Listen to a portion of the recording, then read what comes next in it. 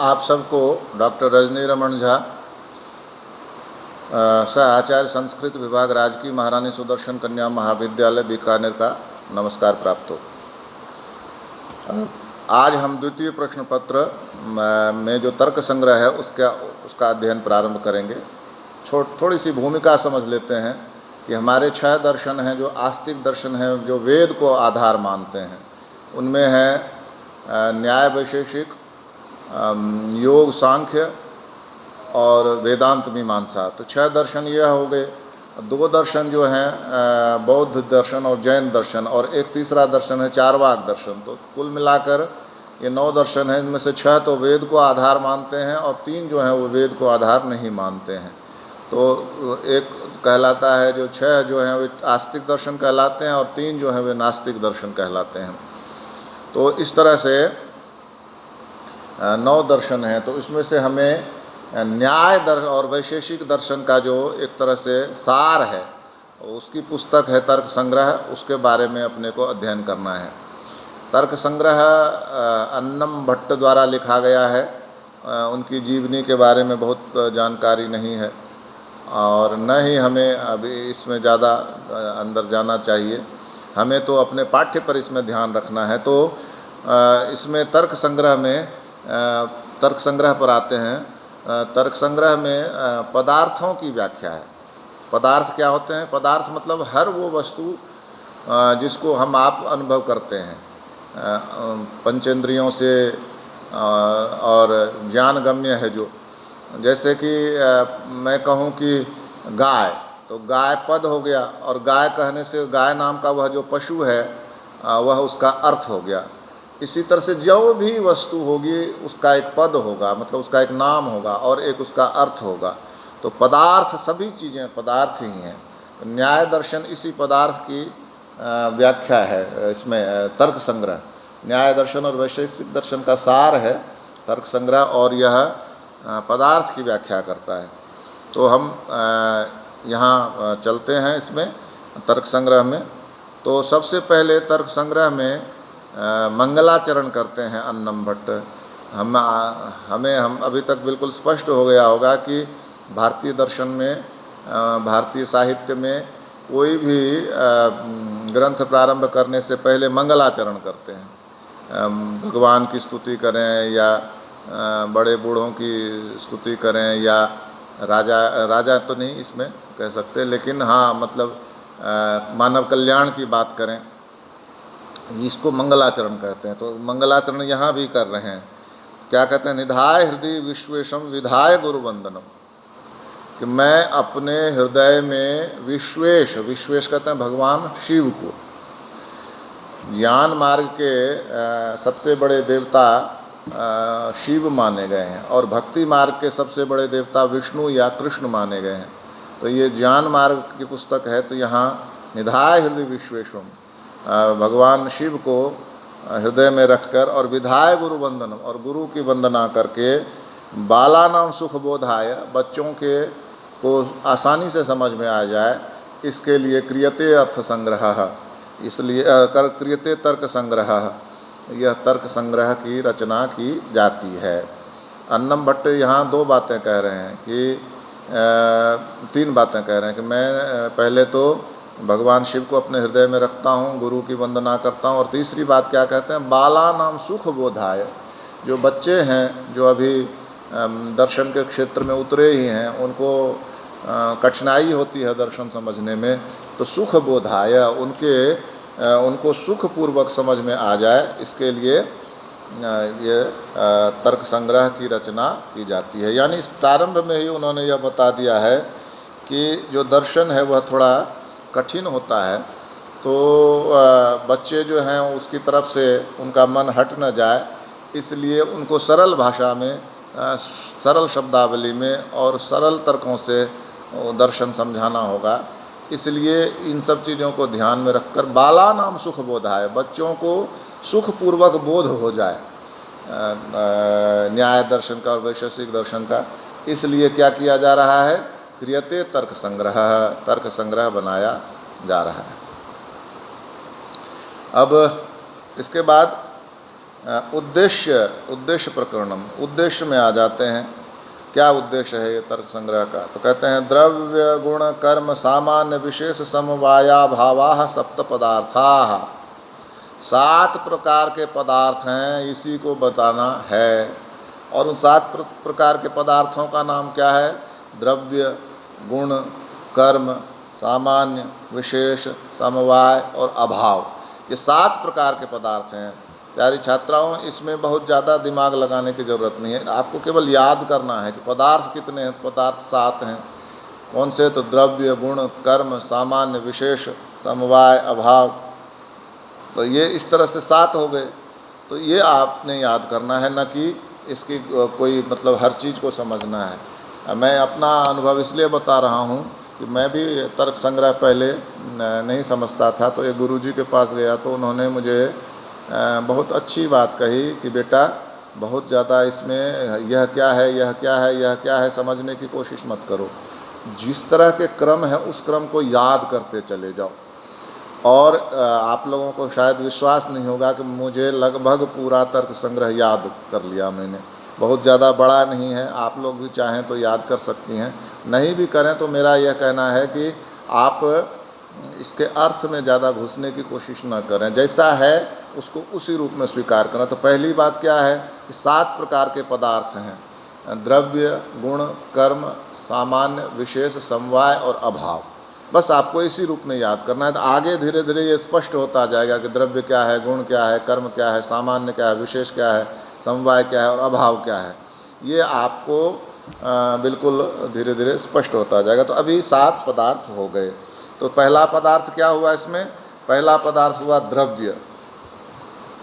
द्रव्य हुआ ना, द्रव्य गुण कर्म सामान्य विशेष समवाय और अभाव में सबसे पहला पदार्थ कौन है? सबसे पहला पदार्थ है द्रव्य। तो अब प्रश्न उठा कि द्रव्य कितने हैं? द्रव्य तो कहते हैं तत्र द्रव्याणि, द्रव्य कितने हैं? द्रव्याणि पृथ्वी व्यप तेजो वायुव्याकाश काल दिगात्म मनांसि नवैव। 9 प्रकार के द्रव्य हैं। कौन कौन से? तो कहते हैं तत्र द्रव्याणि।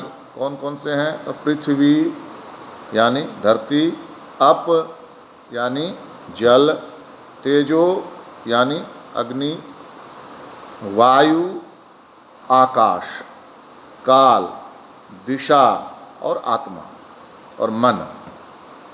9 प्रकार के द्रव्य। कौन कौन से? एक बार फिर देखते हैं। पृथ्वी, जल, तेज, वायु, आकाश, काल यानी समय, दिक् यानी दिशा, आत्मा और मन। ये 9 प्रकार के द्रव्य बताए गए। तो इसको भी अपने को बस याद करना है। कैसे? 9 द्रव्य हैं। कौन कौन से? पृथ्वी, जल, तेज, वायु, आकाश, काल, दिशा, आत्मा और मन। इसके अलावा और कुछ नहीं, क्योंकि आगे और स्पष्ट होगा। तो अब बात आई, पहला द्रव्य कौन है? पहला द्रव्य है पृथ्वी। पहला द्रव्य कौन है? पृथ्वी कहा। तो कहते हैं उससे पहले ये गुण की बात है। हमने द्रव्य के बाद गुण की बात की ना। द्रव्य गुण, पदार्थ में पहला पदार्थ है द्रव्य, दूसरा पदार्थ है गुण। तो पहला जो द्रव्य है वो हमने जान लिया, कितने हैं? 9 हैं। तो अब कहते हैं गुण। गुण कितने हैं?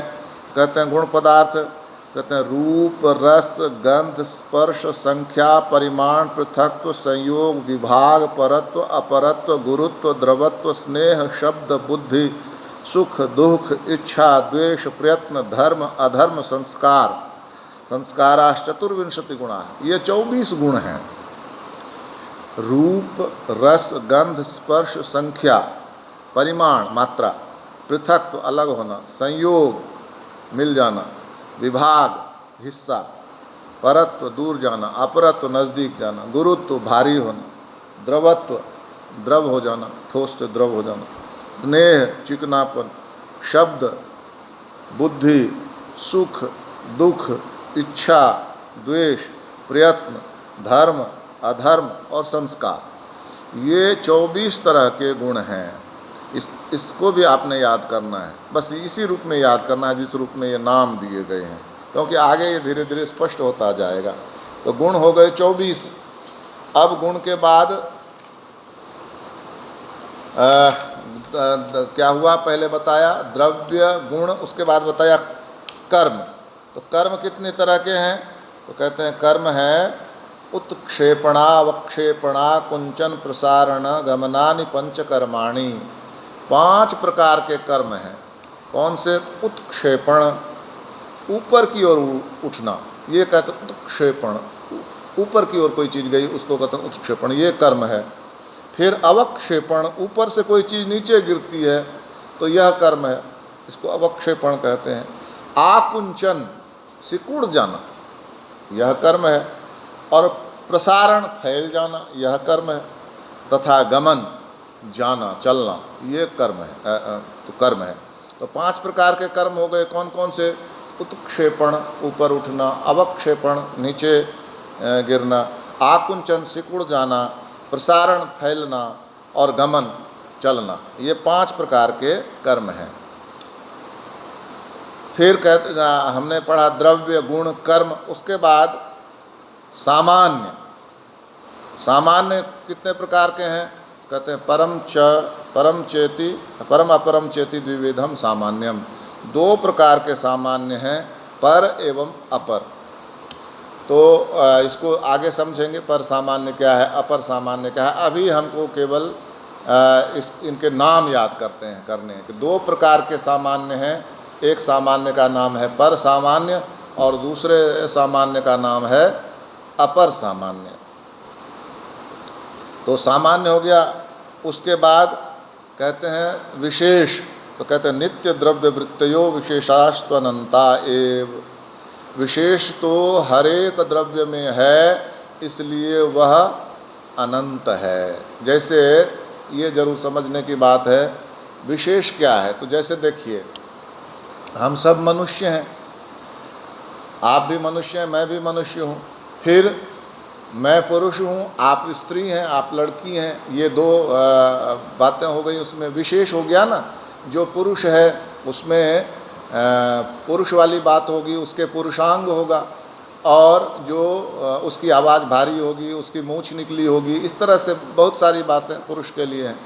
और जो स्त्री है वह उसमें स्त्री का अंग होगा, उसकी मूछें नहीं निकलेंगी, उसकी आवाज़ पतली होगी, आदि आदि जो गुण हैं। तो पहले देखिए, पहले हम मनुष्य थे, अब विशेषता हो गई, पुरुष की विशेषता अलग हो गई, स्त्री की विशेषता अलग हो गई। अब फिर उसमें क्या हो कि अब उस पुरुष में भी आप देखिए कि कोई गोरा है, कोई काला है, कोई कलर्ड बोलते हैं जिसको, न गोरा है न काला है, बीच का, जैसे हम भारतीय लोगों को कलर्ड बोलते हैं। तो ये हैं हम, तो रंग बिरंगे हम में लोग हैं। अब फिर इसमें भी आप देखें, कोई लंबा है, कोई छोटा है, कोई मोटा है, कोई दुबला है, ये उसकी अलग विशेषता हो गई। फिर उसमें भी अब आप कहेंगे कि ये झासर हैं, ये अमुक सर हैं, ये अमुक सर हैं। अब क्या हो गया, उसमें भी मैं एक विशेष हो गया। मेरा चेहरा जो है, आप मेरे चेहरे को देखकर आपने कहा कि ये झासर हैं, तो अब वो विशेषता हो गई। तो आप ये देखिए कि ज्यों-ज्यों विशेषता होती जाती है, त्यों-त्यों हम उसको अलग करने में समर्थ होते जाते हैं। पहले हम मनुष्य बोल रहे हैं, फिर पुरुष और स्त्री बोल रहे हैं, फिर उसमें भी बोल रहे हैं गोरा काला, फिर उसमें बोल रहे हैं कि ये लंबा नाटा काला, लंबा नाटा मोटा दुबला, आदि सारी विशेषता। और फिर उसके बाद नाम लेने लगते हैं कि ये झासर हैं, ये अमुक सर हैं, ये अमुक मैडम हैं। तो ये जो सामान्य से धीरे धीरे हम विशेष होते गए, तो इसलिए ये जितने भी पदार्थ हैं सब में यह विशेष है। जैसे पंखा है, तो आपने देखा कि पंखा है, तो ये तो कह दिया। अब फिर उसमें कहेंगे कि ये उषा का पंखा है, तो ये किसी और का पंखा है, ये अलग हो गया ना। फिर कहेंगे ये जो है ये 50 वर्ष पहले लगाया हुआ पंखा है, और कहेंगे ये जो 10 वर्ष पहले लगाया हुआ पंखा है, तो वो एक और अलग बात हो गई। तो विशेष सब में है, तो सामान्य से हम धीरे धीरे विशेष की ओर चले जाते हैं। तो चूंकि पदार्थ अनंत हैं, इसलिए विशेष भी अनंत है, क्योंकि सबको हम अलग अलग देख सकते हैं। तो इसलिए विशेष को अनंत बताया। और उसके बाद कहा समवायस्तु एक एव, समवाय तो एक ही होता है। देखिए कैसे, ये भी समझने वाली बात है। समवाय क्या है? यानी सबको एक साथ मिलाकर कहना। तो जैसे मैं हूँ तो मैं पुरुष हूँ, आप हैं आप स्त्री हैं, लेकिन हम दोनों को मिलाकर कहा मनुष्य। फिर क्या कहा कि वह जो जीवित है, सजीव है, तो सजीव जो खाली हम ही नहीं हैं, सजीव तो पशु पक्षी भी हैं, तो सजीव में वो भी आ गए, पेड़ पौधे भी आ गए सजीव में। फिर ये कहा वस्तु, तो वस्तु में हम भी आ गए और सजीव भी आ गए और निर्जीव भी आ गए। फिर इस तरह से कहा कि दुनिया, दुनिया में हम सब आ गए। फिर ये कहा कि ब्रह्मांड, उसमें और सारी चीज़ें आ गए। फिर उसके बाद कहा और भी उससे बड़ी चीज़ आप कोई कह सकते हैं, उसमें वह सारा आ गया। अंत में जैसे हमने कहा कि ईश्वर, ईश्वर में सब है, तो ईश्वर वो, तो वहाँ वो समवाय इसी को कहते हैं जिसमें सब शामिल हो, इसलिए वह एक ही है समवाय। उसी में अलग अलग भेद हो जाते हैं, इसलिए समवाय तो एक ही है, उसी से सब अलग अलग हुए हैं। तो ये समवाय एक हो गया। और फिर अभाव, अभाव कहते हैं चार प्रकार के, प्राग अभाव, प्रध्वंसाभाव, प्राग अभाव, प्रध्वंसाभाव, अत्यंताभाव और अन्योन्याभाव। प्राग अभाव, पहले का अभाव, फिर प्रध्वंसाभाव, टूटने के बाद का अभाव, अत्यंत अभाव और अन्योन्याभाव। अन्योन्याभाव ये चार नाम हैं। क्या है वो हम आगे चल के देखेंगे, अभी आपने इतना याद करना है। तो इस प्रकार से हमने पदार्थ की, सातों प्रकार के पदार्थ की का सामान्य परिचय प्राप्त कर लिया। इसके साथ ही ये आज का ये पूरा होता है। आगे हम द्रव्य लक्षण पर कल से चलेंगे। धन्यवाद।